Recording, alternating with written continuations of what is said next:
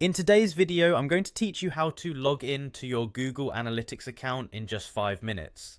Whether you're a seasoned marketer or just getting started, this process is straightforward and you'll be up and running in no time. So let's dive right in and take it step by step. First and foremost, open your web browser and navigate to Google's Analytics webpage. You can find this by typing Analytics Tools and Solutions for your business, Google Analytics, into your search engine and clicking on the first link that appears, or you can simply enter the URL directly. Arriving at this page sets the stage for everything we'll be doing next. Google Analytics offers a range of tools and solutions that can transform your business data into insightful information. So accessing this page is essential. Once there, you'll see an option that says Sign in to Analytics. Click on this option. If this is your first time logging in or if you're using a new device, you may need to enter your Google account credentials. This means using the email and password associated with your Google account. It's crucial to ensure you have access to these login details. If you don't remember them, now's a good time to retrieve or reset them.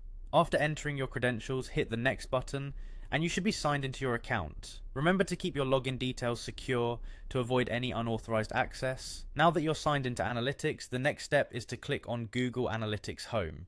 This will direct you to your Analytics dashboard where you can view detailed insights about your website's performance. Here you'll see an overview of various data points and analytics reports. This dashboard is incredibly useful as it provides a plethora of information at a glance, helping you make data-driven decisions that could significantly impact your business strategy. As you navigate the dashboard, you might feel overwhelmed by the amount of data presented to you if you're new to Google Analytics. Don't worry, it's entirely normal. My recommendation is to take some time exploring each section.